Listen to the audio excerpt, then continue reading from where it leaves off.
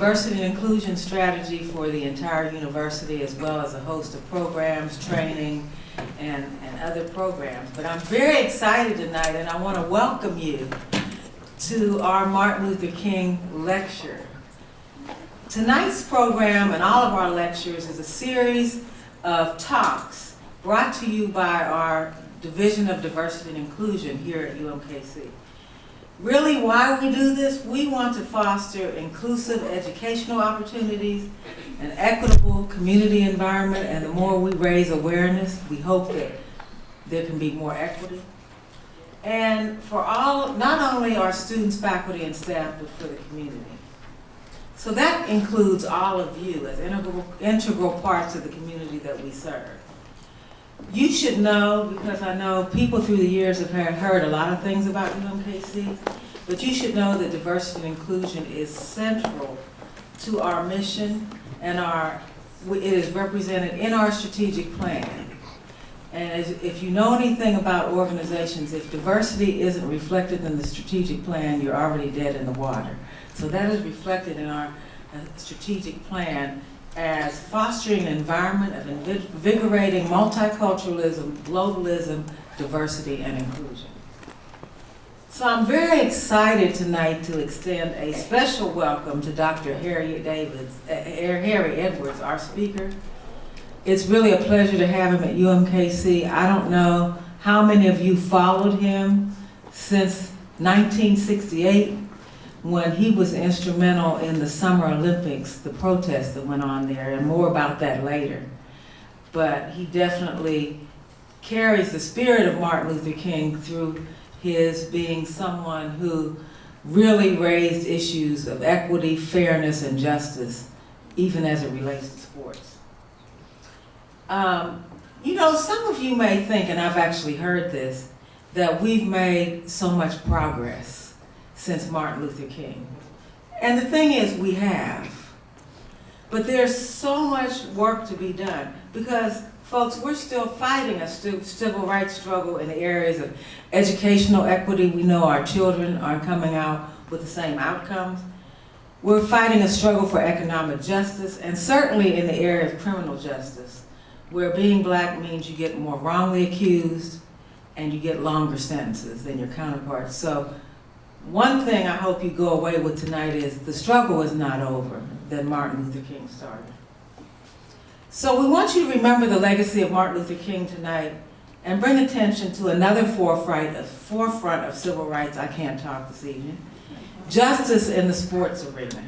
This discussion is very timely in the wake of the Colin Kaepernick situation, and it's also kind of timely for us in Kansas City, given that we're Super Bowl bound.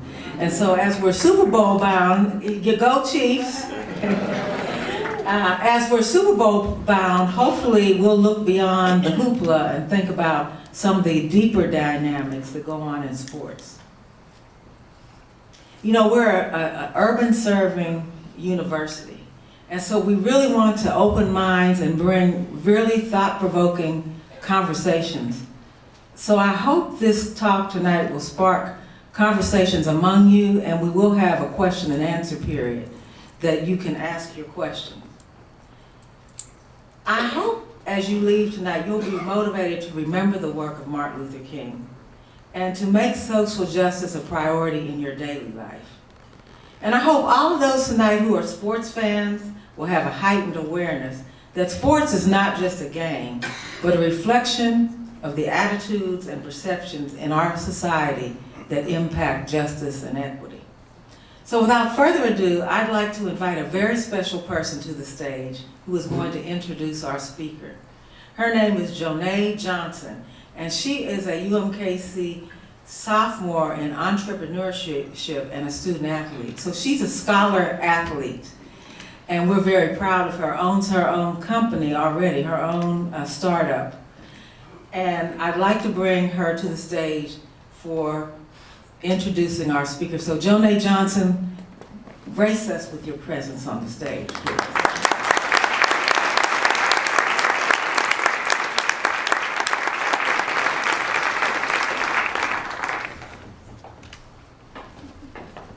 Thank you.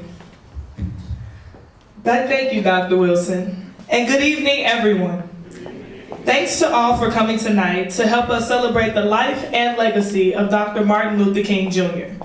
As mentioned, my name is Joan Johnson, and I am a current sophomore here at UMKC, and I am also a player on the UMKC women's basketball team. And I am also the founder and CEO of my own startup venture called Interplay. Thank you. Before we introduce tonight's speaker, I have just a couple of housekeeping items. As usual, please silence your cell phone communication devices. We would not like any interruptions during Dr. Harry Edwards' speech.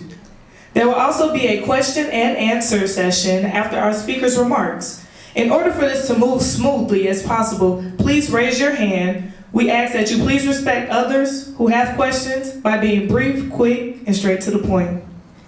Finally, you will find that an evaluation of the event will be emailed to you at the conclusion of tonight's event.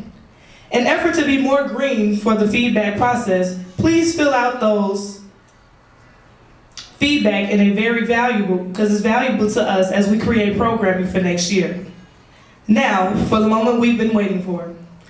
Harry Edwards was born in St. Louis, but grew up in East St. Louis, Illinois, after an outstanding career at East St. Louis High School. He graduated in 1960 and was awarded an athletic scholarship to San Jose State University, from which he graduated in 1964 with high honors. He subsequently was awarded a Woodrow Wilson Fellowship and a university fellowship to Cornell University, where he completed a MA and a Ph.D. in sociology. He was on the faculty of California at Berkeley from 1970 to 2001 and is currently Professor Emeritus at the Department of Sociology. From 1992 to 2001, Dr. Edwards was a consulting inmate counselor at the San Francisco County Jail at San Bruno, California, and periodically worked with inmates at California's San Quentin State Prison. From 2001 to 2003, Dr. Edwards was the director of the Department of Parks and Recreation for the City of Oakland, California. Dr. Edwards was also a long and storied history of activism focused upon development at the interface of sport, race, and society.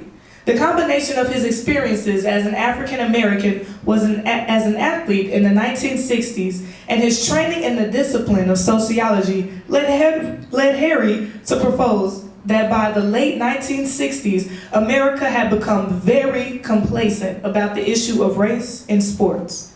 He ultimately called for a black boycott of the United States 1968 Olympic team in large part to dramatize the racial inequities and barriers confronting blacks in sports and society. The movement resulted in demonstrations by black athletes across the nation and ultimately at the Mexico City Games, a movement commemorated by a 24-foot high statue on the campus at San Jose State University. Years later, Dr. Edwards was to become a consultant on issues of diversity for all three major sports. He was hired by the Commissioner of Major League Baseball in 1987 to help with efforts to increase front office representation of minorities and women in baseball. He also was the Golden State Warriors of the NBA from 1987 through 1995, specializing in player personnel recruitment and counseling. In 1986, he began work with the San Francisco 49ers in the area of player personnel, counseling, and programs. The programs and methods that he developed for handling player personnel issues were adopted by the entire NFL in 1992. As the Minority Coaches Internship Program developed by he and Coach Bill Walsh to increase opportunities for minorities coaches in the NFL. Over his years, Harry Edwards has persisted in efforts to compel the sports establishment to confront and effectively address issues pertaining to diversity and equal opportunity within its ranks. Edwards, a scholar activist who became spokesperson for what amounted to a revolution in sports, is now considered a leading authority on the developments at the interface of race, sport, and society, and was a pioneering scholar in the founding of the sociology of sport as an academic discipline. Dr. Edwards has been a consultant with producers of sports-related programs for numerous television and film productions in the United States and abroad over the last 40 years. He has received dozens of awards, honors, including several honorary doctorate degrees, and has been honored by the University of Texas, which has established the Dr. Harry Edwards Lectures, a permanent series of invited lectures on themes related to sport and society. He has written scores and articles in 4 books: The Struggle That Must Be, Sociology of Sports, Black Students, and The Revolt of the Black Athlete. With the same passion, intentionality, and advocacy, he is here to share his experience and wisdom with us tonight. May his keynote inspire and activate us to make change so that everyone can have a seat at the table. Again, I would like to thank you all for being here. And please, without further ado, Dr. Harry Edwards.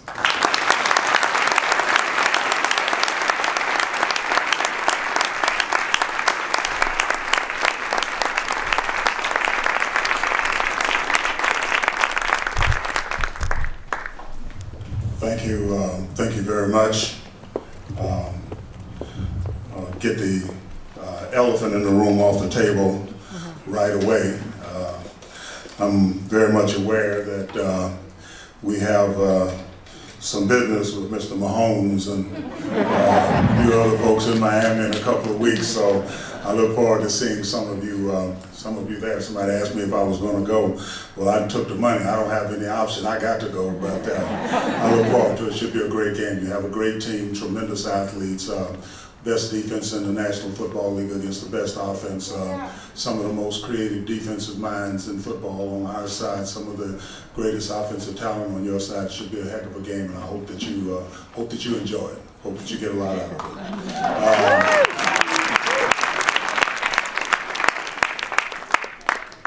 Let me start by trying to put some perspective on this. I want to give you some history because so much of this is misunderstood. And I want you to leave here thinking, hey, geez, I never thought about that in exactly that fashion. And if I get that done, then I've succeeded. On January 17, 1968, 52 years and 3 days ago, literally to the day, I met with Dr. Martin Luther King Jr. in New York. The purpose of the meeting was to plan and prepare for a press conference where he was going to endorse the Olympic Project for Human Rights. In our 1 hour preparatory meeting and conversation, he asked a number of questions. The first question, and probably the most important, was how did I arrive at the decision to establish this Olympic Project for Human Rights effort.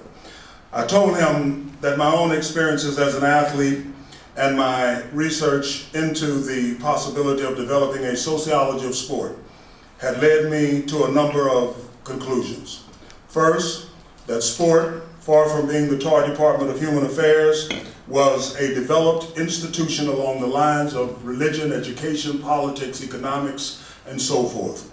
And that it was invested with society's most deeply held ideological values and prescriptions for achievement. It was for all practical purposes a secular religion in that regard. I also told him that sport inevitably, unavoidably, recapitulated the structure and dynamics of human and institutional relationships in society and reiterated the ideological definitions and values that rationalized and justified those relationships. We are what we are because our ideology tells us that's the way we have to be. Sport reflected that.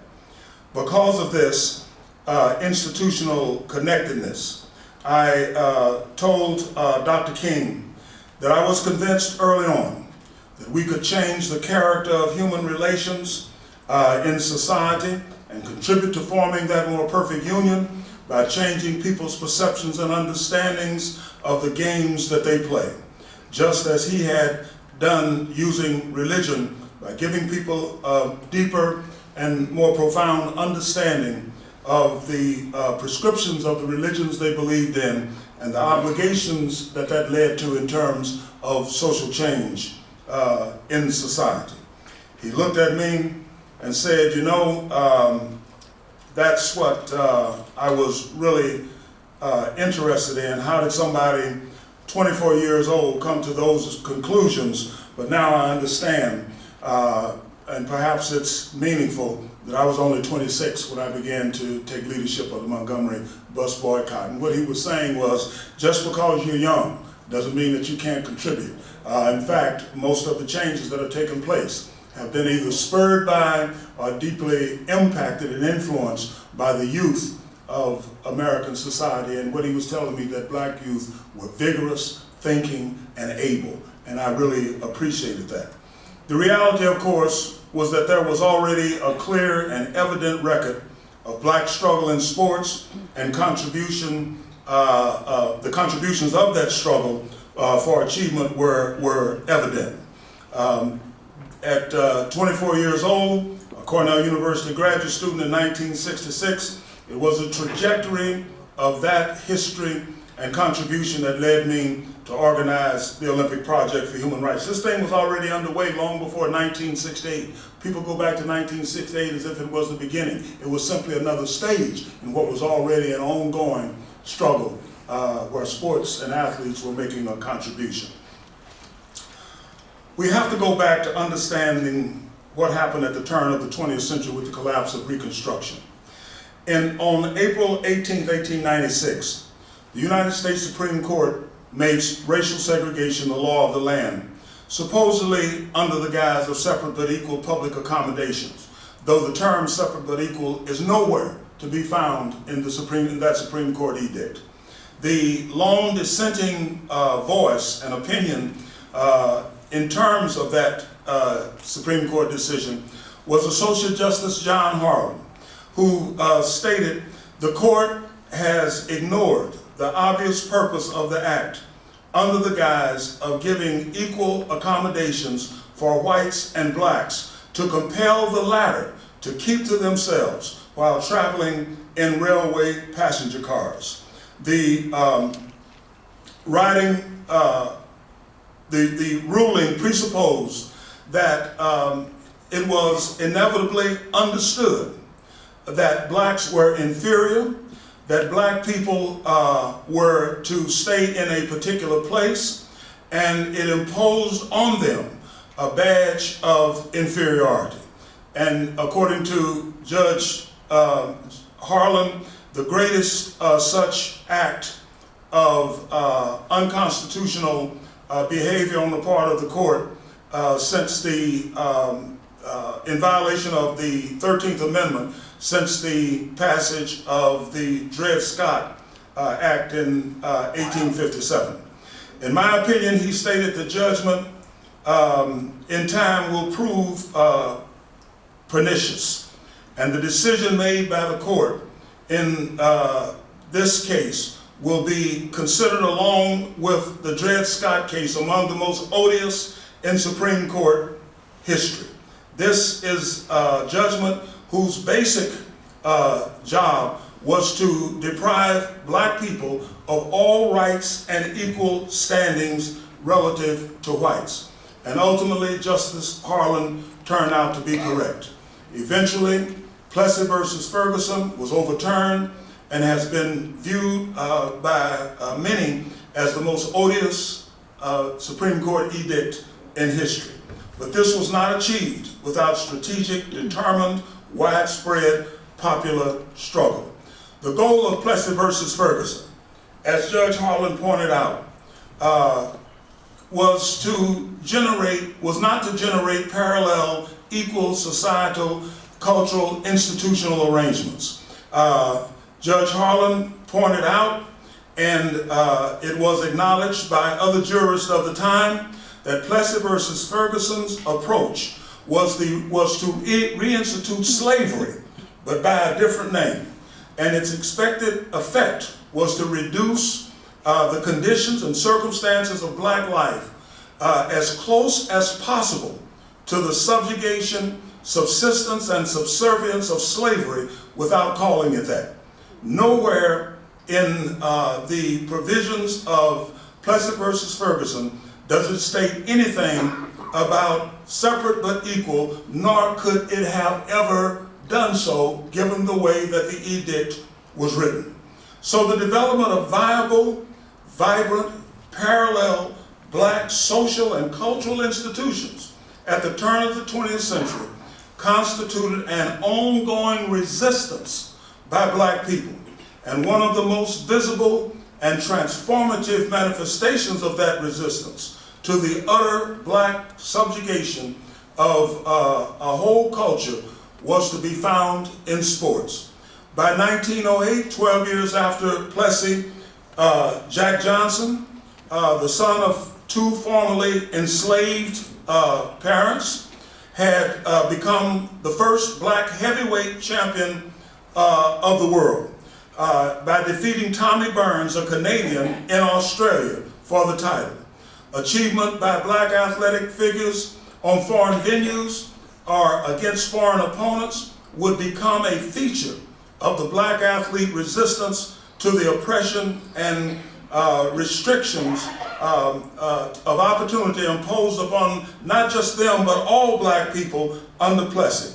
This model of demonstrative black excellence and competitive legitimacy on the world stage was in glaring contradiction to the claims of race-based black inferiority underpinning segregation under Plessy versus Ferguson in America. And it would be reiterated by black athletes time and time again. Jesse Owens winning 4 gold medals in the 1936 Munich Olympics, again on foreign soil. Joe Louis beating German boxing champion Max Schmeling in their return match in 1938.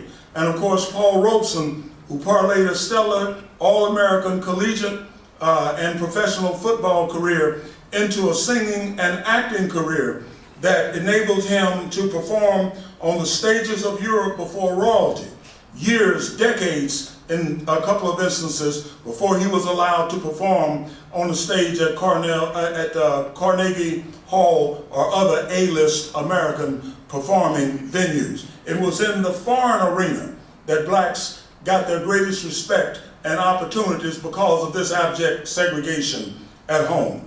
This foreign focus of resistance in sports from the turn of the 20th century until World War II was augmented by a domestic resistance reflected in the development of black team sports, most profoundly exemplified by the Negro Leagues of professional baseball.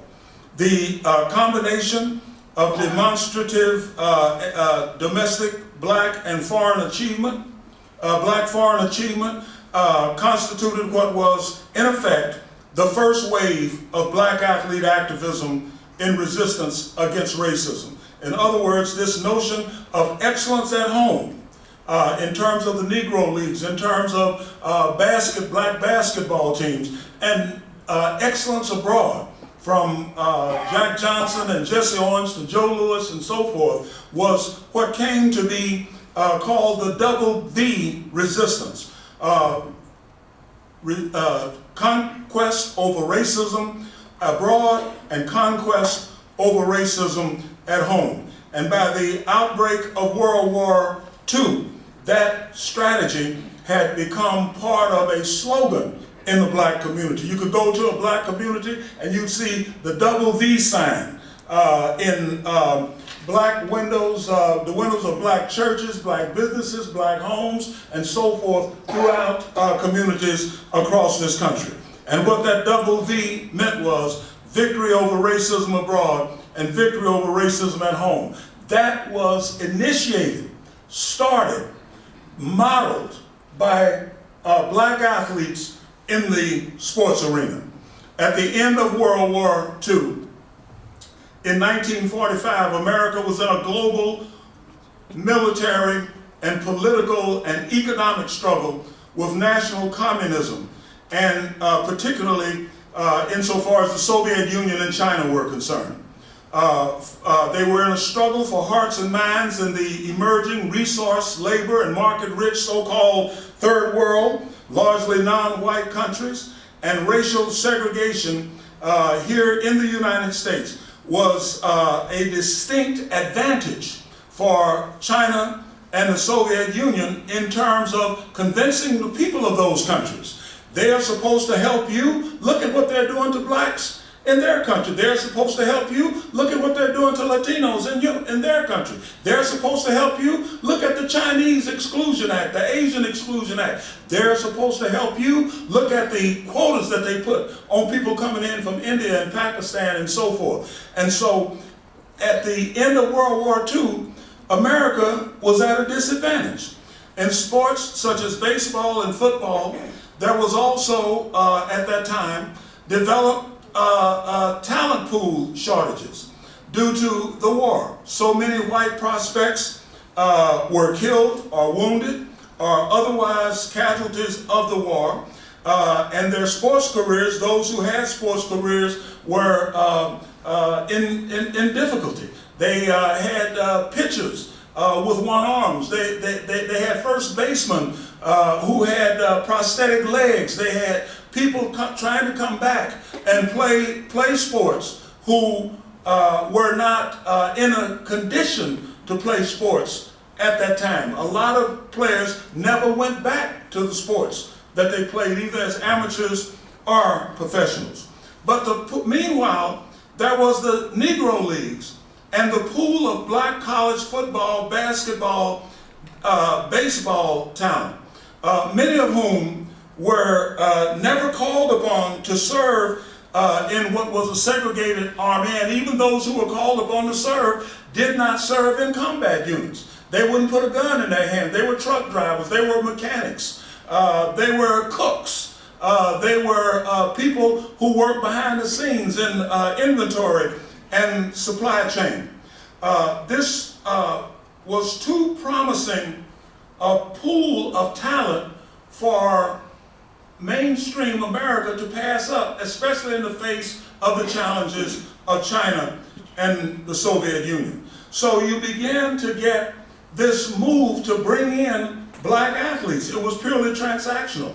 What Branch Rickey did not have anything to do with brotherhood. It had to do with business. They went into the black franchises of the Negro Leagues and pulled out the players. They didn't bring in the coaches, didn't bring in the owners, didn't bring in the front offices. They pulled out the players and oftentimes did not even compensate the teams for the players that they took. They didn't integrate the way the NFL integrated with the AFL. They didn't go into Al Davis's outfit in Oakland and pull out Darryl LaMonica and Heward Dixon and all of those great receivers they have and leave Al out there turning in the wind along with his front office. They brought in Al Davis and a whole outfit. The ABA and the NBA. NBA didn't go into Denver and pull out all of the players. They went into Denver and brought the whole Denver Nuggets franchise into the NBA. They didn't do that with the Negro Leagues. It was transactional. They went in and they took out the players. In the collegiate ranks, they only took out those athletes that were in revenue-producing sports. So today, right up until this moment, if you look at collegiate athletics, blacks are virtually underrepresented, especially when it comes down to giving scholarships in every sport except basketball, football, and track and field. Track and field, because it's an Olympic sport, 81% of America's Olympic contingent comes out of the collegiate ranks. Football and basketball, because they're revenue-producing sports. They're a way, if you're in Division I or II, for a coach to develop a reputation and move up to Division I where you can really make some money. Or if you're in Division I, it's a way of making sure that you're competitive year after year. And so you look at the national championship game. In football, I don't care if it's Clemson playing Alabama or LSU playing Clemson, it looks like Ghana playing Nigeria, because that's who's out on the field. And I'm not talking about who's on the roster, because you can put Ronald McDonald and Harry Potter on the roster. I'm talking about who you put on the field. And when it comes down to who's on the field, next time you look at a top 25 football team, check and see who's on the field. And then do me another favor. Look and see who's on the sidelines and who's the athletic director and who's the commissioner of the league and so forth. This is where we are today, because from the very beginning, from the turn of from the World War II on, it was transactional. They didn't bring Jackie Robinson in because all of a sudden they loved Negroes. They brought Jackie Robinson in because of China and Russia and the Cold War, and because of the impact that the war had in terms of athletic talent. So just as that first wave of athlete resistance, epitomized by the Negro Leagues, was about establishing legitimacy, saying essentially, if we can defeat the world, then don't tell me we can't play baseball in this country. If we can run faster than the world, then don't tell me I can't go to the University of Mississippi in my home state and run track for the University of Mississippi. Don't tell me that there's a quota of 12 football players in the NFL when we are playing football all over the black community. And so that first wave of athletic resistance, the Negro Leagues and so forth, was about establishing legitimacy. The second wave was about establishing access. So Jackie Robinson put up with some of everything, even though he realized what was going on when they went into the Negro Leagues and pulled him out, and pulled out other black players, Satchel Paige and Hank Aaron and so forth and so on. They realized what was going on, but that was part of the price that they wanted to pay that they had to pay for access. So in 1946, Jackie Robinson was signed to the Brooklyn Dodgers farm team, the Montreal Canadiens Royals, again on foreign soil, because America wasn't ready to bring a Negro into the minor leagues in this country yet. He was signed, and it was signed to Toronto. Again, following that use of foreign venues in order to display black athletic competence. And he eventually was called up. On April 15th, 1947, less than a year later, Robinson made his first major league debut against the Boston Braves. Then in 1950, Harold Hunter was signed in the 10th round, became the first black player drafted into the NBA, the Washington Capitals, soon joined on other NBA rosters by people such as Chuck Cooper and Earl Lloyd and Nat Sweetwater Clifton. They all became newly minted black players in mainstream sports. This second wave of athlete activism then was about access. And it not only served the interest of advancing the black struggle against racial segregation and oppression, but it served the interest of mainstream sports.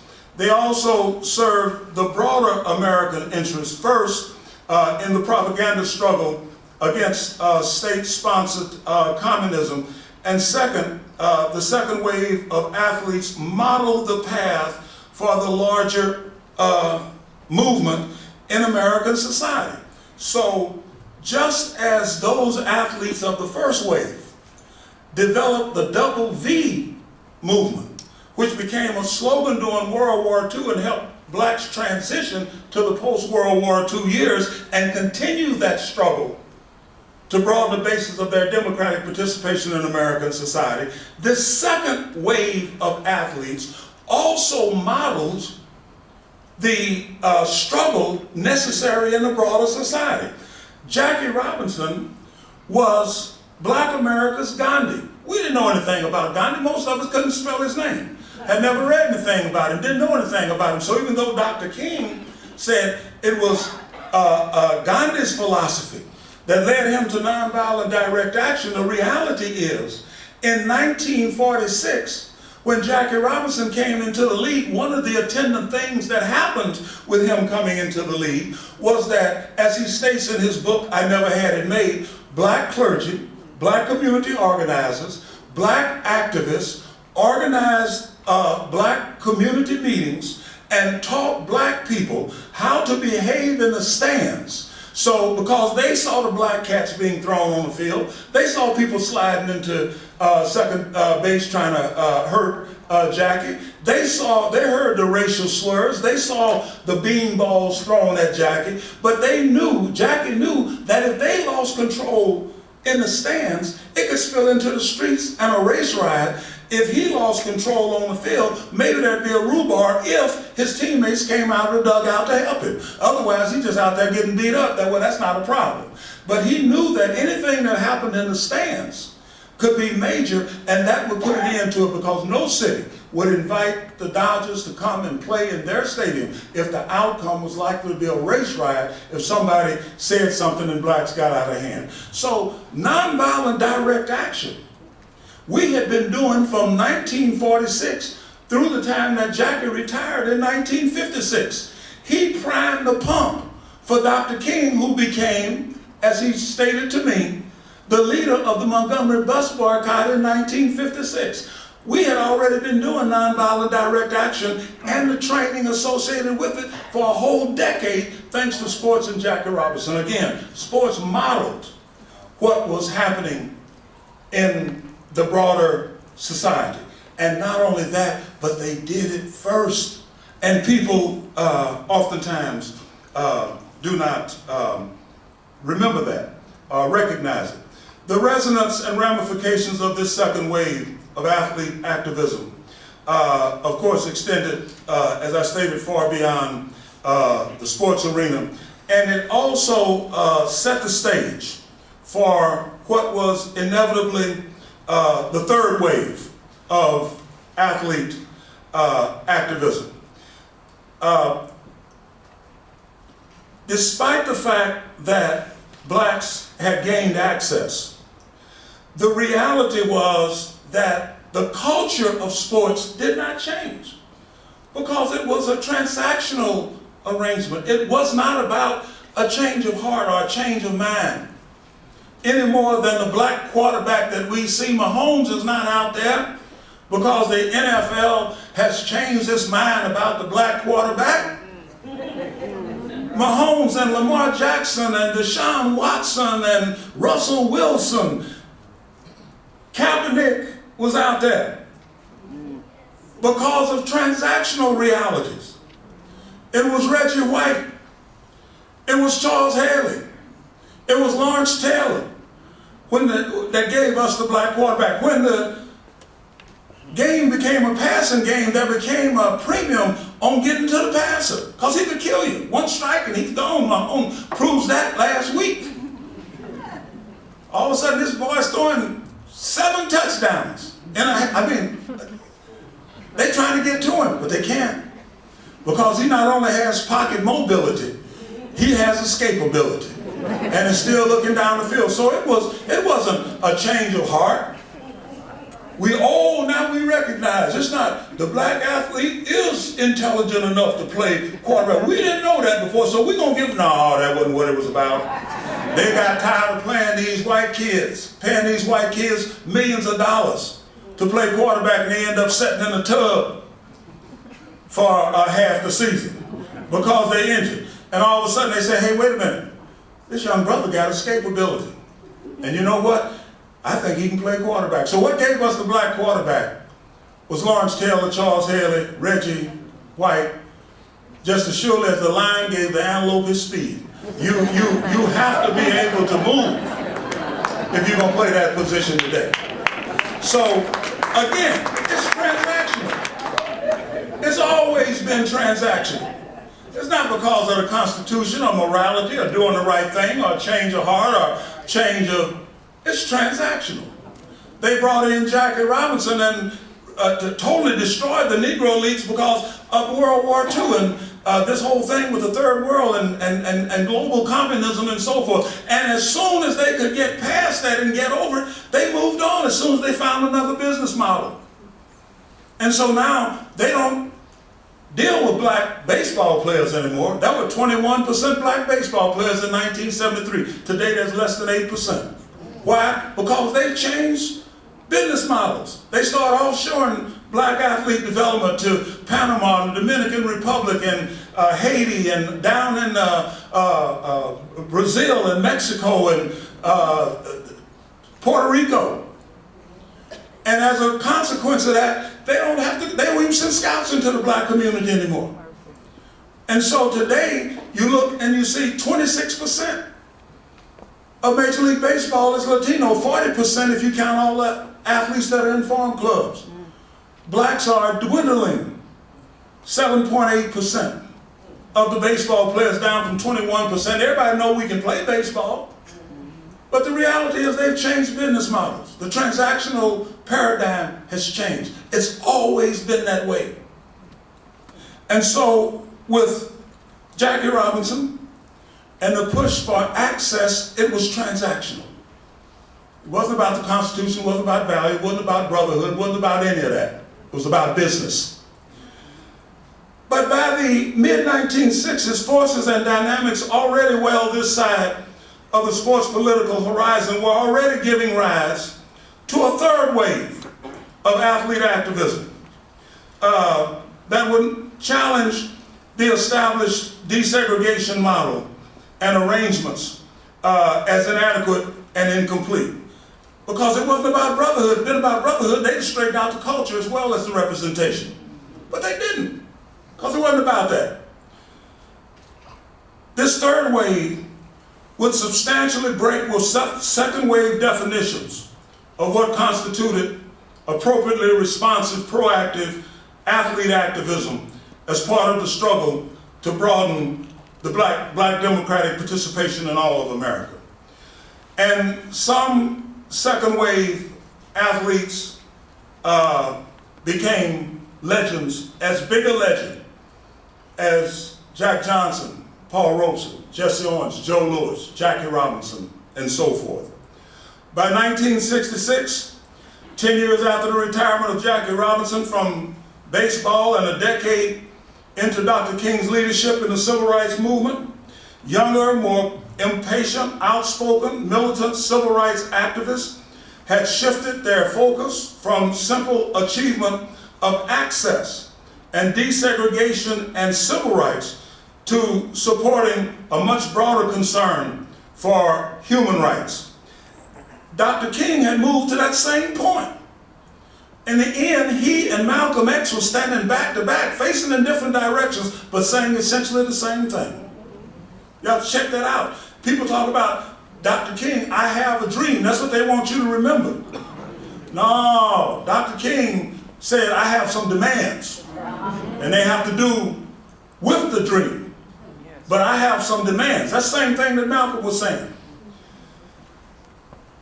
Athletes had taken note of the fact that even in the wake of the civil rights movement and all of its successes, there almost inevitably followed a diminution, if not a total collapse, of the black culture and institutional arrangements overall, and the viability of the black community, leaving literally millions still segregated black people behind, those who were more privileged and were able to gain access to the ladder into or onto the periphery of white communities, and left them with no institutional structure within which to develop and raise themselves up out of the circumstances that they found themselves in. In other words, after the onset of desegregation, the intent of Plessy versus Ferguson was more realized than ever.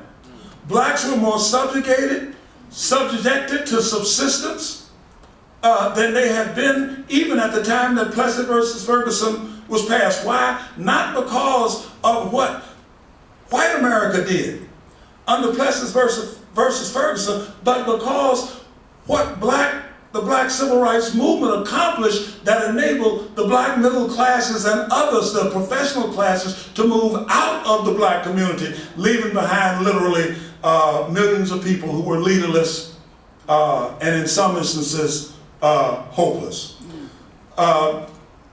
Evidenced in the declining viability of black schools, black businesses, black civic and fraternal organizations, and the outright collapse of entities such as the Negro Leagues in the wake of the desegregation movement.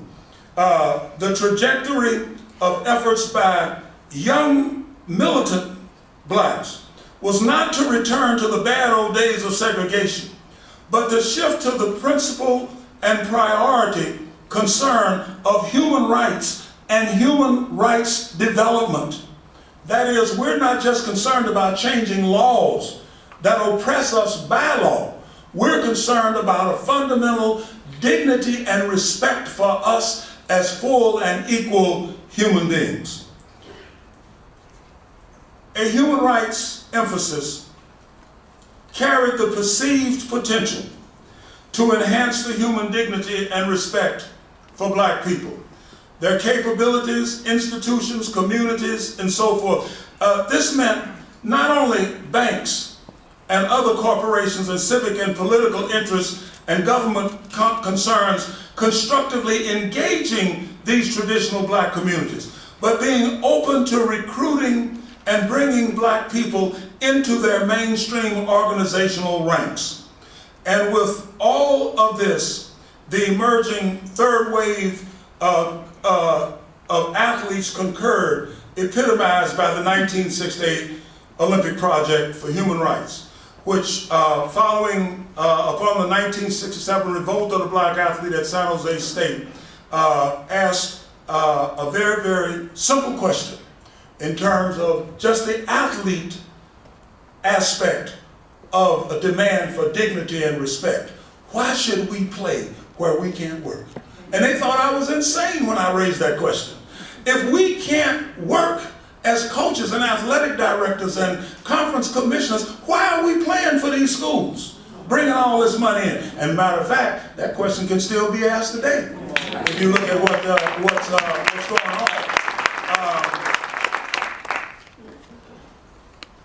It was no longer enough simply to have access. Athletes demanded respect and dignity. It was not just an issue of segregation, even in these integrated situations. It was an issue of full and complete human status and all of the dignity that goes with that. If there was one athlete who epitomized that struggle, it would have to have been Muhammad Ali, who in March of 1967 demanded respect for the dignity of his religion and of his name. He literally went into the ring and fought for the dignity of his religion and the dignity of his name. He beat boxing a guy's ears off, screaming, "What's my name?" You know, that's what that was. People say, well, why is he doing it? What is that about? It was about dignity. It was about respect. And because Muhammad Ali fought that fight, years later, it was possible to elect a president who had one of them funny sounding names. Because Muhammad Ali made it possible. I don't care what your name is. It's what you're about. And so we elected Barack Hussein Obama, not once to the White House, but twice. And this was part of the struggle that Muhammad Ali was fighting. He objected, as a conscientious objector, to participating in the Vietnam War under rights guaranteed by the United States Constitution. A wave of activist athletes began to speak out concerning racial inequities in society and injustices along with the war. And some of the Jackie Robinson era athletes objected to that. Why can't y'all do things the way that we did? The reality is that all of these waves of athlete activism take place at the interface of the ideology that's prevalent in the struggle at the time that they take place. And therefore, you can't expect athletes of one wave to do things the way that athletes of a previous wave did them. Howard Cosell, when I announced that the Olympic Project for Human Rights, Howard Cosell got on the phone, called Jackie Robinson at 3 o'clock in the morning. Said, "Jackie, there's a Negro professor out here in California who's saying that the athletes should boycott the United States Olympic effort. What do you think about that? That's not the way that you did things. And Jackie said, well, I don't understand that. I mean, why would they do that? That next morning, about 6:30, 7 o'clock, Jackie got up and called Howard back and said, Howard, don't you ever call me again at 3 o'clock in the morning? Something like that. Said if I was a young athlete today, I wouldn't do things the way that I did them. And if you go back and look at it, it's crystal clear. This is why Muhammad Ali was not Joe Louis or Jack Johnson. Bill Russell was not Chuck Cooper or Earl Lloyd. Jim Brown was not Kenny Washington or Woody Strode. Kurt Flood was not Jackie Robinson. They did things within the context of the ideological framework that provided definition and impetus and fueled what they were doing and kept them connected with the masses of people and that inevitable institutional interface that sport is so much a part of in American society. The third wave of athlete activists separated then from the second wave and created its own movement. Bill Russell, Jim Brown, Tommy Smith and John Carlos, Kurt Flood, Arthur Ashe, the 1965 AFL All-Star football team, which went down to New Orleans to have an all-star game, and Ernie Ladd and Earl Faison and a bunch of guys tried to get in the club. A guy stuck a gun in Ernie Ladd's face and said, you can come in here, but you're going to leave your brains on the sidewalk. We don't serve Negroes. They go to another nightclub down in the French Quarter in New Orleans. Somebody said, well, we don't serve Negroes. Earl Faison said, I don't eat them either. I don't want to come in and have a drink. And they put them out. They get on the elevator and somebody made some comment about, man, them shoulders some big N-words. You know, they must be with the football team. The next morning when the bus came to leave for practice, none of the black players were on it. And so Ron Mix was on the bus, and the coach sent him upstairs to find out what's happening with the Negro players, why they all late. And Ron Mix came back down and said, well, coach, you don't have to wait on them because they're not coming down, they're not going. What you mean they're not going? So they're not going. They want the game moved. They're not going to play a game here in New Orleans where they can't even go into a club and people talk about them like dogs when they're on the elevator. They're not going to go to practice, and they're not going to play in the game. They want the game moved. He said, well, you go back up and tell them to get down here and get down here right now. And Ron Mix told him, Coach, I can't do that. He said, why not? He said, because I'm not going to play either. And so I'll tell you a story real quick in the middle of this. When I was an athlete in East St. Louis, I left East St. Louis and came out to California to play football. I thought I was going to play at USC, but I had never taken a college admissions test. In point of fact, the reason when I did try to take it, I couldn't even read it, so I went to junior college for a semester instead. But the reason I came out was because there was a football coach at USC who had named a black quarterback and a Jewish offensive lineman as co-captains of the offensive side of the ball. The black quarterback was a young man by the name of Willie Wood, who ended up playing defensive back for the Green Bay Packers, and Ron Mix, who was an all-pro who played for the San Diego Chargers.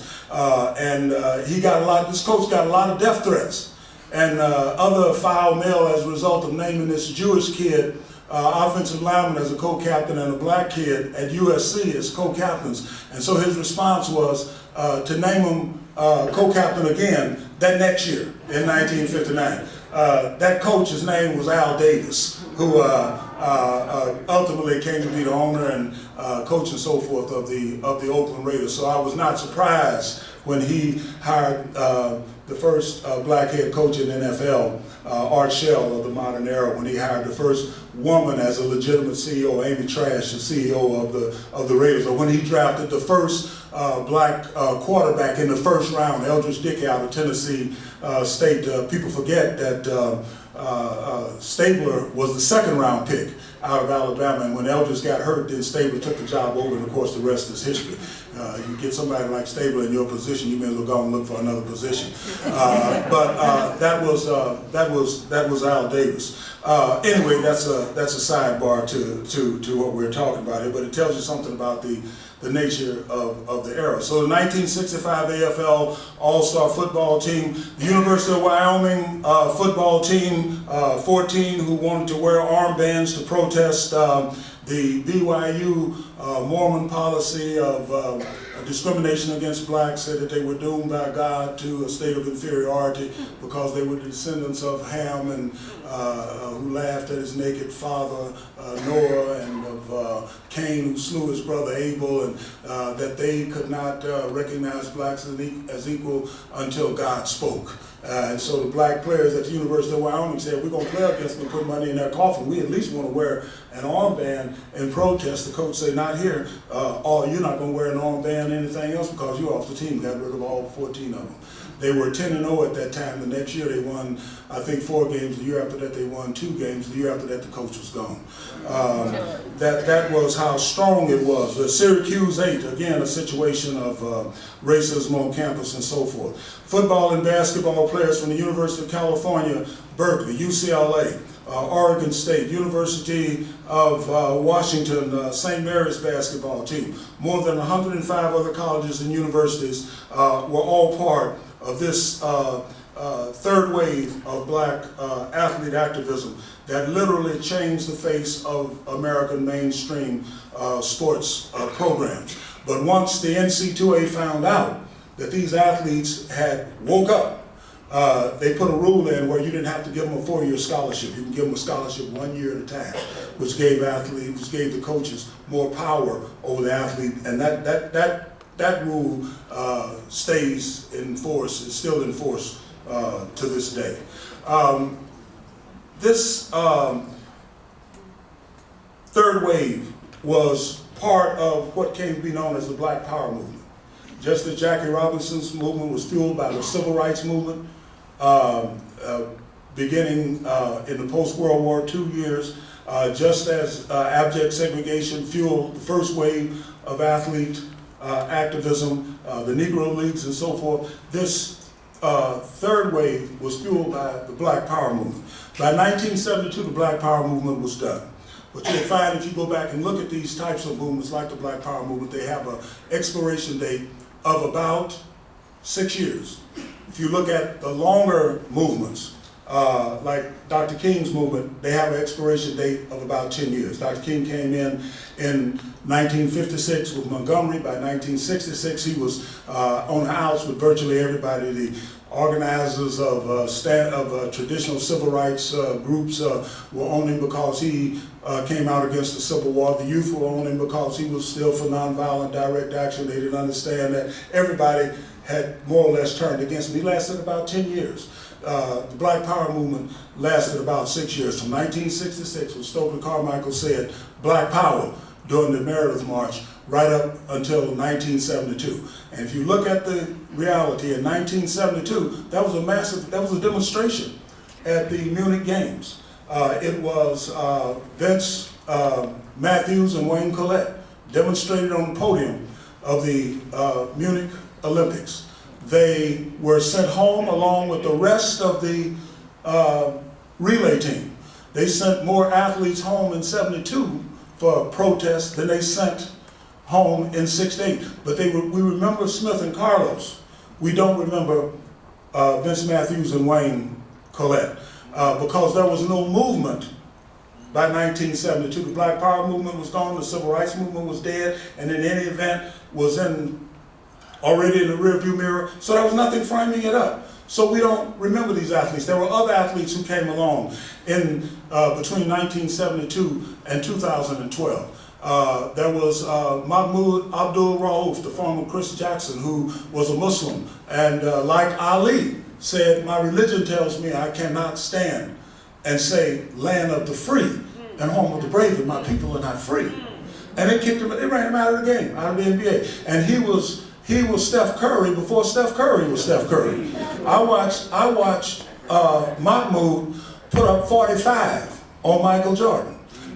So I mean, but nobody remembers him. Craig Hodges had the audacity to slip a note to Bush 1 saying, Mr. President, it would really be appreciated if you would try to do more for people of color, minorities, Native Americans, and others Latinos in poor communities across this country because they're suffering. We have these big pavilions where we're playing basketball. They're typically built on land in these neighborhoods because they can get it cheaper and the people can't stop them from coming in with the traffic. And we have to drive back through that. It would be great if you could do more. And as a consequence of that, he was gone. And at the same time, if you go back and look at it, between 1972 and 2012, that's when it was all right for an athlete to stand up and say, hey, Republicans buy gym shoes too, largely without consequence. It was all right to stand up and say, I'm not a role model, and do an ad saying that without consequence. Why? Because there was nothing framing it up. There was no movement. Then in 2012, you got the killing of Trayvon Martin, and more than that, the release, the acquittal of his killer. And there were 3 black women who coined a phrase, Black Lives Matter. That hashtag turned into a slogan, which turned into a movement. At that point, you had something that framed up the next wave of activism. So from 2012 to 2018, you had this movement that generated activist athletes. It was out of that context that Colin Kaepernick emerged. And what was he concerned about? Social justice, the killing of people of color under cover of the badge. He was protesting 147 black men, women, and children, largely unarmed, each year since Dr. King was assassinated, being killed in the communities of this country under cover of the badge. And nobody is charged in most instances, much less convicted of anything. And what Colin Kaepernick was saying is, we're better than this. And he had something going for him that I didn't have in the 1960s. He had the social media. So he could go on, that picture goes out, somebody hits send, and all of a sudden it hits 3, 4, 5 million people. When I was coming through with the Olympic Project for Human Rights, I had a rotary phone. And I would dial up 100 people, maybe 50 of them would call me back. I hope I would be there to pick up the phone when 20 of them were on the line. And out of that 20, I was hoping 5 of them wouldn't think that I was totally insane.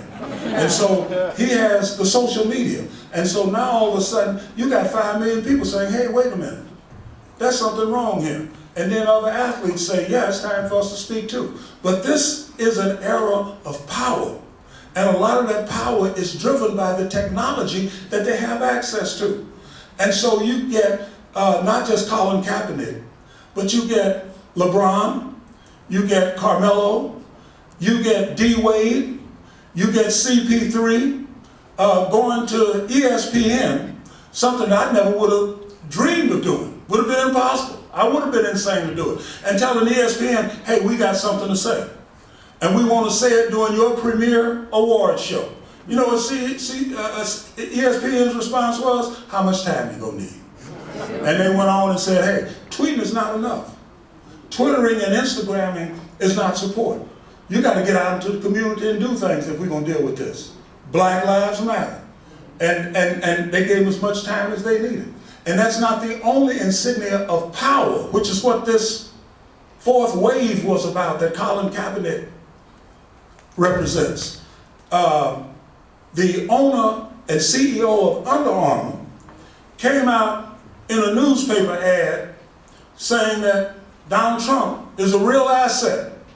Well, Steph Curry got on the phone and said, hey, you have to explain this to me. I agree with you that he's an asset if you remove the ET from the end of the word.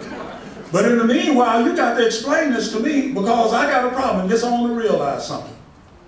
In the age of the social media, Steph Curry could go online and just say, to hell with Under Armour, don't nobody buy these stuff. And they're finished. And so what did this owner do? That next day, he took out a full-page ad. Said I was misinterpreted. I mean, I was taken out of context. It's kind of like Charles Barkley, who did an autobiography. Somebody asked him about one passage in there, and he said he was misquoted. So this generation is about the exercise of power. We're already in a situation where the fifth wave of athlete activism. Again, defined by the ideological context in the society. Not abject segregation, not desegregation and civil rights, not black power, not a power motive built around Black Lives Matter. This time it's the Me Too movement. And that wave of athlete activism is already well this side of the sports political horizon.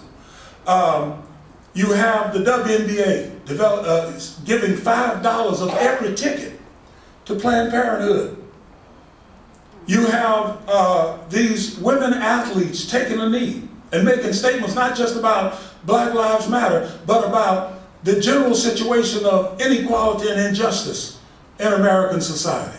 In fact, the first athlete of the fourth wave of athlete activism to take a stand was a young woman by the name of Arianna Smith from a college in Galesburg, Illinois, Knox College, who went to play a game in Missouri about 10 miles from where Mike Brown was murdered. And when they started playing the national anthem of the basketball game that she was playing in, she went out and laid on the floor for 4 minutes and 20 seconds in commemoration of the 4 hours and 20 minutes that they left Mike Brown's body lying in the street with his relatives, his mom, and the rest of them standing on the sideline while he's lying in the street and blood is dripping down into the gutter.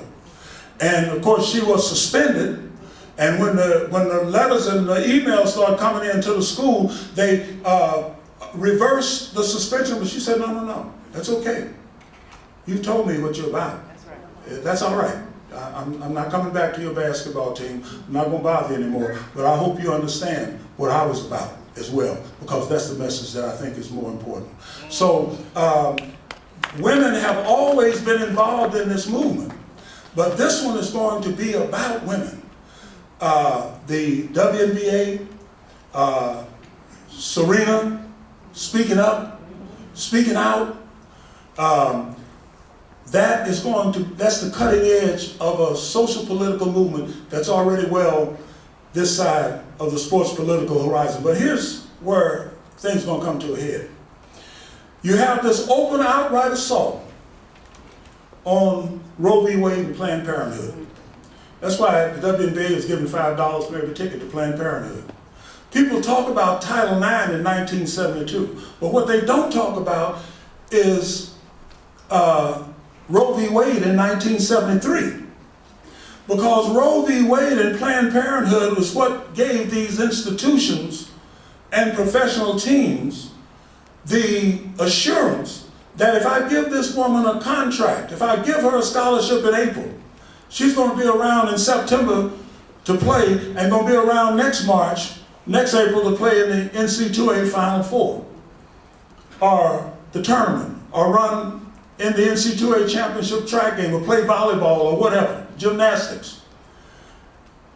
If Planned Parenthood and Roe v. Wade go away, all of that goes away. And it's not just the athletes who are now active. It's what is going to happen in the pool, where these young women are more dependent on services such as Planned Parenthood, services that they can get under the Affordable Care Act and so forth. If all of that goes away, that constitutes an existential threat to the very existence of women's sports. And they're already beginning to react to it.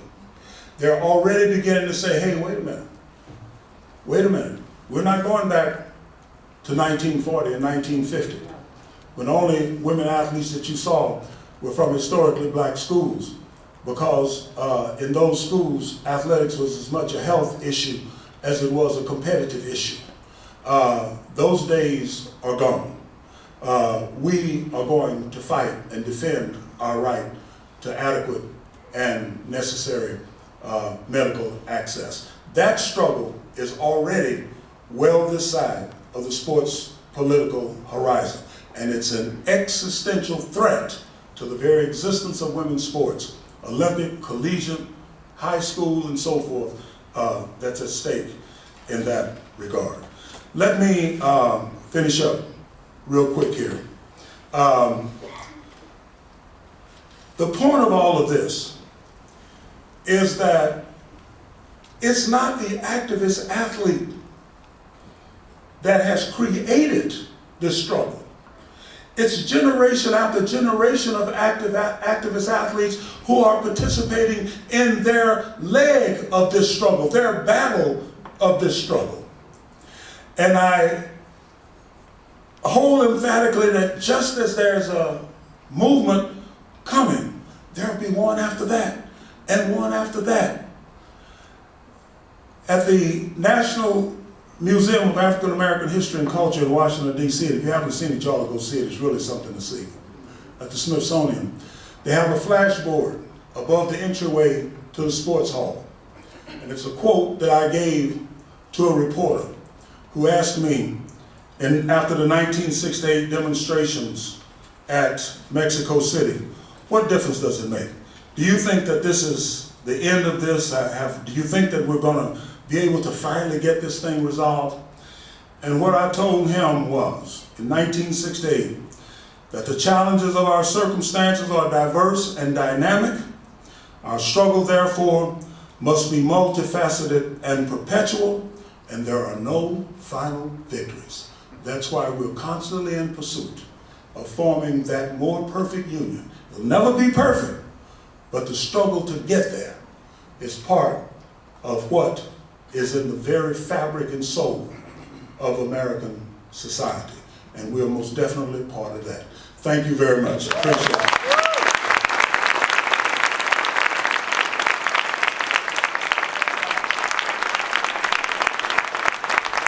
Let's take some questions. Let's take some questions real quick. Let's take some questions real quick. You can just ask them and we'll go from there. Dr. Emeritus, could you compare and contrast the scenario? Obviously, on the Colin Kaepernick issue, if the NFL players wanted to do a Steph Curry, they actually could have brought the NFL owners to their knees, but chose not to. So if this same scenario would have happened 60s, 70s, do you think the outcome would have been different? You know, I look at comparing eras of athlete activism to comparing eras of athlete performance. If people like Deacon Jones and Night Train Lane were playing today, they'd be considered dirty football players. Because Night Train used to clothesline wide receivers as they ran off the line going down the field. Deacon Jones would slap a guy upside the head. I mean, one of his great techniques was to have a guy's head ringing. So the game changes, the times change, the framing of things change. So it's impossible for me to say that if Kaepernick were around in the 1960s, that there would have been a different overall reaction. There have always been just a few athletes, even where the issues were critical, because athletes, among other things, oftentimes, in order to be the great performers that they are, have to be focused on themselves and their own development and their own outcomes. That is part of what makes them great. The reason we remember the Muhammad Alis and the Smiths and the Carloses and the Bill Russells and the Kurt Floods is that they were able to step away and step back and say there's something bigger and more important than my own individual personal outcomes and circumstances. I have a role to play, a contribution to make in terms of forming and creating that more perfect society, not just for this generation, but for my children and my grandchildren and your grandchildren. And I'm willing to make that sacrifice. That's why we remember them. I mean, I know some great athletes don't even remember who they were or when they participated, couldn't give a damn when you bring up their name. I mean, because they were focused on themselves. And I'm not saying there's anything wrong with that. I'm saying that that's what it is. That's okay, I'm good with that. But don't then expect to be considered a hero, a legend, and all these other things because you can hit a ball, or because you can run a certain speed, or because you can do a certain thing in athletics. Because I'll guarantee you one thing: somebody's gonna come along that's gonna make folks forget about you probably while you're still alive, because that's how fast the game was moving. But we'll never forget Muhammad Ali. So my thing is that any thing that occurs within context, and you have to evaluate it within that context. The thing about Colin that's so great, admirable, is that what he did not emerge within football. This is something that came over the stadium wall. As he sat there and looked at these black people, unarmed, men, women, and children, being shot down. I remember going into the locker room the second time that he protested, sitting on the cooler, and getting his jersey and his shoes and his helmet to send to Lonnie Bunch, who was over at that time the National Museum of African American History and Culture in D.C. And to send those to him, and Lonnie asked me, why are you sending us this? I said, because after my conversation, you're going to have to open the kiosk for him right there next to Muhammad Ali. This past October, they did. They opened the kiosk for him right there next to Muhammad Ali. And the reason is that this wasn't a football issue. This is something that came over the stadium wall. And when I talked to Cap about it, he said, Doc, he said, we're better than that. That was his motive. It was as simple as that. We are better than that. Shooting down Tremere Rice, shooting down a man that's running away in Carolina, shooting down Trayvon Martin. We're better than that. And somebody has to stand up and say it. And that's what he did. He took a knee and said, we're better than that. And they tried to spin it and, well, it's about the flag, it's about the soldiers. It was never about that. He understood something right out the chute. He in terms of soldiers and the flag, it wasn't about that. But rather than talk about those issues, they chose to change the conversation. And he never bought it, I never bought it. Most of the black people in this country didn't buy it. A lot of whites don't buy it. They understand what it's about.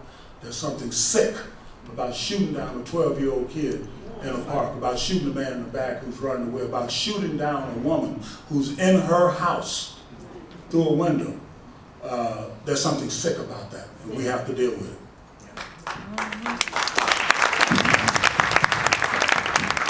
How you doing, Dr. Edwards? Thank you for coming. Doing better than I deserve. I just want to say thank you for mentioning Malcolm X, and basically, because I agree with a lot of what he said as far as separation and not segregation, because prior to the integration, you had all these black businesses. The black community was thriving, because we had a whole ton of black businesses. So my question for you is, do you think that we, as a people, looking back from everything that's happened since then, would have been better off had we listened to Brother Malcolm X instead of because basically I felt what they were fighting for was the same treatment for the same tax dollar, Well, here, when you talk about listening to Malcolm, it's like talking about listening to Dr. King. American society quotes the I have the dream speech so much because they don't want to hear what he said after that. Malcolm evolved, and that's one thing I learned from Malcolm X when I went to Cornell writing my dissertation on the black Muslim family. I had a chance to spend some time with him, just absolutely brilliant. He touched not just Muhammad Ali, he touched the whole Black Power movement, which is to say every athlete that came along through that era. There are actually pictures of him and Jim Brown and some of the other great athletes of that era. But Malcolm evolved. Dr. King evolved, and as I stated early on, they were standing back to back on the same turf. They was facing in different directions. Malcolm was talking to the black community. You must develop your community. He wasn't talking about separation. I don't know anybody who's for separation. I'm not for separation, but I'm for development. I'm for competitiveness. I'm for being the best that you can be, the most that you can be, and that doesn't mean necessarily having to be it with somebody else or under somebody else's wing. We can do this and then come to the table as respected equals. And so that's what Malcolm was saying. Dr. King in the end was saying the same thing. He quit talking about civil rights. He started talking about human rights. He started talking about the banks. He started talking about the real estate people who had redlined communities, insurance companies that wouldn't insure businesses and property in certain communities, schools that their resource base was dependent on what their zip code was. Dr. King was talking about all of that, and that's what got him in trouble. Not just being against the Vietnam War. Half of America was against the Vietnam War. What got Dr. King in trouble with the establishment, and why so many even black civil rights organizations turned against him in the end, was that the corporations that he began to look at, with the economic march, the Poor People's March and so forth, he began to say, hey, no, this is not just a matter of changing a few laws. This is a matter of looking at the core inequities and the institutional foundations of those inequities in every institutional arena of this society, and that includes the corporations, the unions, and everything else. And all of a sudden they start looking at the other civil rights organizations saying, well, hey, what's going on? King must be out of his mind.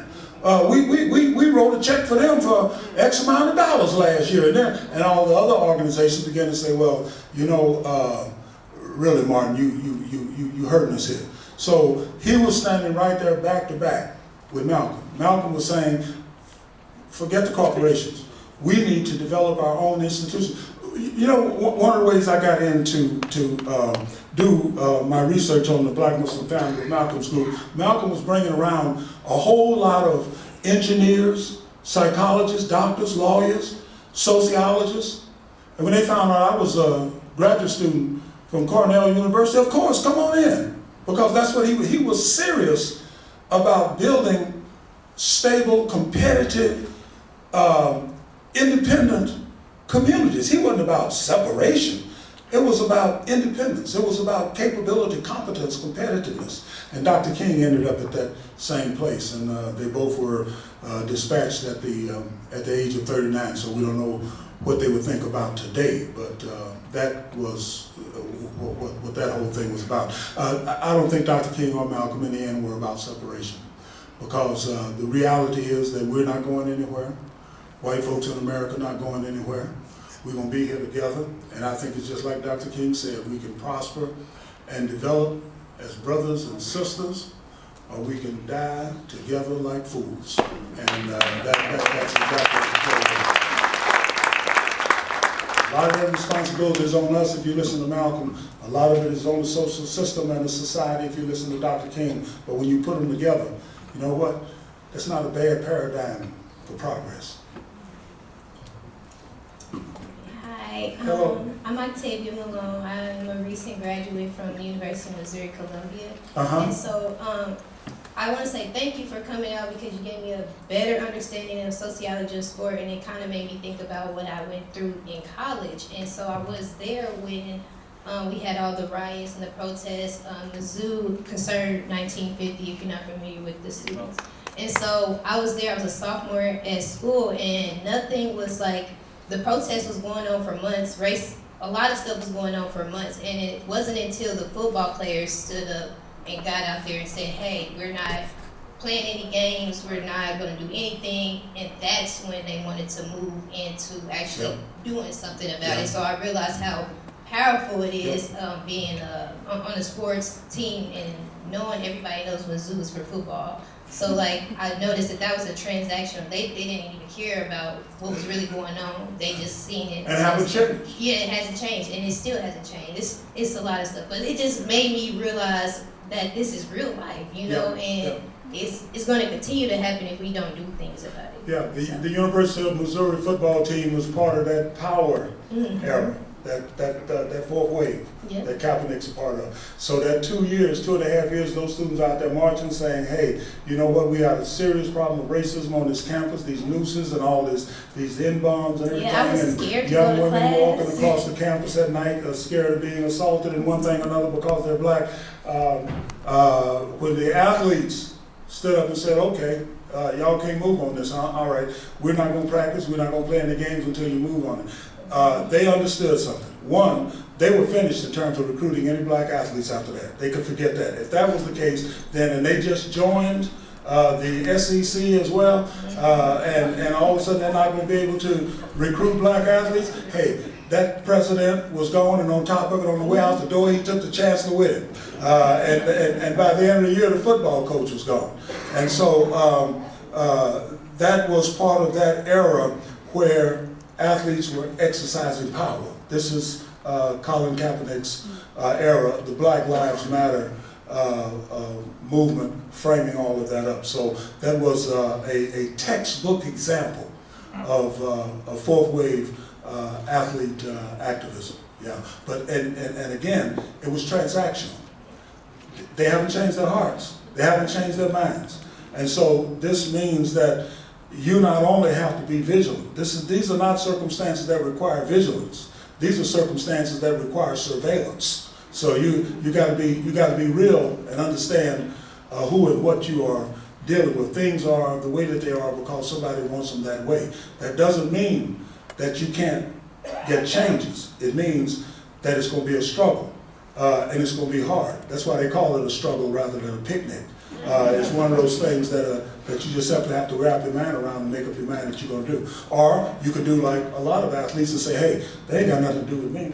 I'm going to play football. Maybe I'll get drafted in the NFL, and I'll be able to take my paycheck and go on home. And he will feel that way until the cop sticks a gun in his face. And then all of a sudden, well, wait, what's this about? Don't you know who I am? Yeah, I know who you are. I've known you for 400 years. And he'll call it what he is.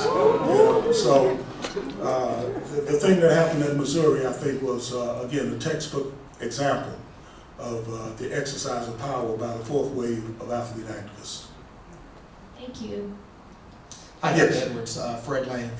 Thank you for being here tonight. My question is, what can be done in the NFL so that these qualified coaches can get a legitimate shot at being a head coach in the NFL? Well, first of all, every organization, league, or whatever rots from the top down. And when you look at NFL owners, they're basically conservative, mostly Republican, some of them dyed-in-the-wool Trump fans. And in this era with the ideology that's framing up political definitions and so forth, especially with the president interceding into the NFL in terms of this fourth wave activism, many owners feel that they have no option but to accede to some degree to these definitions of the situation. So I'm not surprised that there are no black hires this season. With the impeachment and all this other stuff coming up, I'm not surprised at that at all. I talk to Roger Goodell 2 or 3 times a month. We've been friends for the last 20 years. I've known Roger for 20 years. Anytime something comes up, he'll get on the phone and say, hey man, where are we on this? And you understand what my situation is with the owners, and I do, But the last thing that I said was that, this whole thing is transactional. We haven't come up with a formula, a transactional formula that makes it more valuable and rewarding for white owners to hire black head coaches in the NFL than it is to keep it the way it is. Now, that's going to change, and it's going to change for a number of reasons. One of the impacts, consequences of the concussions and what we've learned about CTE is that overwhelmingly every arena which is predominantly white in terms of playing football has declined. Pop Warner's down by 17%, USA Football down by 22%, a number of other semi-pro leagues, people, white athletes have just said, hey, these white folks said, my kid can't play football. But the black community has either remained steady or have actually increased. One, they don't believe the medical institution anyway, going back to the Tuskegee experiments and some of this other stuff, they don't believe they can trust them. Two, they are usually the last to get the word, especially if it's analytical and you're talking about medical outcomes and positions and so forth, they're the last to get the word. And three, so many don't see any other option. They see football as this kidney transplant that Papa needs. This means Mama don't have to go and catch that bus to go to work anymore. This means that my sister can go to college. This is my brother's chance to start his business. This is all of our chance to stand up and rise out of a situation of perennial poverty, not just for them, but for me and my kids and their kids as well. And so they go and play football. The other thing is that they're so good at it. Because all along the way, from the first time somebody sees a black kid who's a little bit stronger, can run a little bit faster, can hit a little bit harder, they label him as an athlete, and at that point, he's on his way, and he really doesn't have a lot of other options. They don't say, hey, you know what, Old Edwards is a good athlete. He could be a national record holder in the discus. He's going to end up being on the draft board of the Minnesota Vikings, the San Diego Chargers, and also qualified for the 1964 Olympics with the discus. But he also has 168 IQ. Let's send him to Ivy League University to get a Ph.D. Maybe he'll come out and start a new discipline in sociology or whatever he chooses to do. Nobody said that. They said, hey, you go ahead, man, you're going to make it in sports. My father didn't speak to me for 3 years after I decided that I wouldn't go into the NFL or AFL draft in 1964. He didn't speak because he grew up following Jesse Owens and Joe Lewis and Jackie Robinson, and if this opportunity came and I didn't take it, then what was Jesse and Joe and Jackie for? What was that about? And I said, hey, I want to be a sociologist. I don't want to be a professional athlete. I want to be a sociologist. He said, so now, you already been in college for 4 years, now you want to be one of them things that Castro is. I said, no, not a socialist, a sociologist. So now, you know East St. Louis, right? You know, and because he wanted to see me standing on the bench, you know, with Carl Ella and Alan Page and them guys on the field. So he'd be in the bar, and as soon as one of them boys get hurt, my son going in, he's sitting right there, you know. But it was an easy decision for me. Because my Woodrow Wilson paid $36,000 a year and had $14,000 that I got as a living stipend. The highest anybody offered me to play football was $11,500, and that was the San Diego Chargers, and they gave me a summer job carrying hod. So if I was too stupid to make the decision to go on to college, I should have went on to college anyway, because I was too dumb to be walking the streets of anybody's city if I didn't take that deal. But I'll tell you, let me say this one last thing. My father finally got to the point that he accepted that I had made the right decision. Him and some of his drinking buddies were sitting up in a bar one Friday night, and the bartender was kind of going through the TV networks. They had about 3 stations. One of them was a public radio station that was shown called Firing Line with William F. Buckley. And so they turned to this thing, and there I am sitting there debating William F. Buckley about sports. Now, I love Buckley. Buckley was a brilliant man, but he didn't know a damn thing about sports. And so it was like dueling with an intellectually unarmed person. But at the end of the day, about 2 years later, I saw one of the guys who was sitting in the bar with my old man, because my old man never said, hey, you know what, that was a pretty good decision you made. He never said that to me. He never said that to me. Anytime I saw him, he just always had a smile on his face, but he never said, you know what, I was wrong. So I asked his buddy, I said, well, did you all watch the debate with Buckley? He said, yeah, we watched it. And after it was over, he said, I told your old man. See, I didn't understand all them big old words that was throwing around, but somebody was getting their ass whooped.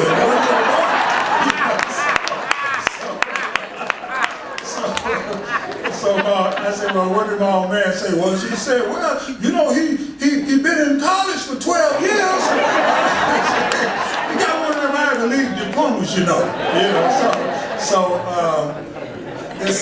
I know that didn't have anything to do with the question you asked, but again, I think that what we lack with the NFL and this whole coaching thing is the kind of leverage, transactional leverage that promoted Branch Rickey to go into the Negro Leagues and take the players out, that brought blacks to college campuses in the revenue-producing sports, that also led to the NBA hiring some black coaches, because in the end they found, you know what, if I'm going to control these guys, if I'm going to manage these guys, if I'm going to even coach these guys, I better have somebody in here who's going to take proper control of my $1 billion that I have out there on the floor. And it's going to come down to the same thing, because the concussions and the fact that it is channeling mostly black players into the game means that probably by the end of this decade, the NFL and the Division I top schools are going to be blacker than the NBA ever dreamed of being. Because right now, if you take out the long snappers and centers, few interior offensive linemen, the quarterbacks, the kickers, and the punters, and the clipboard holders, you know what? You eliminate probably half the whites that are in the league. The league is already almost 75% black. And that means that at some point, I mean, like I told somebody today, even Rip Van Winkle eventually woke up. And these owners are going to wake up and say, hey, wait a minute. I've got $3 billion out there on the field on Sunday, and I don't know who's in control. I better get somebody in here who at least understands the culture and can coach these guys up. So I think that that's going to be the transactional leverage that eventually is going to come, unless folks in general get to the point that they say, hey, this CTE, this brain damage, they can't make the game safe. You can't take the hitting out of football any more than you can take the pork out of a pig. At some point, you got to realize this is the price you pay. And football at the advanced level, University of Mississippi, LSU, Alabama, Ohio State, Michigan, and so forth, and at the NFL level is about as close as you can get to war and still stay civil. That's the price that these kids are paying. And overwhelmingly, they're black. But you look at the sidelines, you look at the luxury boxes, you look at the commissioners, you look at the ADs and so forth, overwhelmingly white. That's a situation that is, as I told somebody earlier today, politically untenable, organizationally unsustainable, and morally unconscionable. We've got to face it. Let me say one last thing. I know I run out of time here. The lady getting ready to run me off the stage. We have the struggle that Kaepernick waged was critical because it was part of that ongoing definitional struggle. The struggle over legitimacy was a struggle over definitions. The struggle over access, are you ready to play organized baseball, was a struggle over definitions. The struggle for dignity and respect of Muhammad Ali and Bill Russell and Jim Brown and Arthur Ashe and Kurt Flood, Smith and Carlos Wage, was a struggle over definitions. The quintessential definitional struggle was with Colin Kaepernick. When Cap said this is about social justice, and they said it's about the flag and the soldiers, that was a struggle over definition. But you have to understand something. Black people have never been perceived in America as creditable witnesses to their own experiences or articulators of their own outcomes and motivations. And so when Kaepernick says, no, this is about justice and injustice, that's a struggle over definitions. And this is why it's so important that we understand that phase of this struggle, because it lays the framework and foundation for this fifth wave of activism, where these women are coming in here and saying, hey, you know what, men, you are not going to be everything that you can be until we can be everything that we ought to be. You're not going anywhere that we don't go as full and equal and respected partners and probably leaders, given what you have accomplished. So again, that's a definitional struggle that these women are going to pick up on in order to deal with something that's already well this side of the sports political horizon. Well, thank you all very much. I think you suffered enough. Thank you. Thank you so much.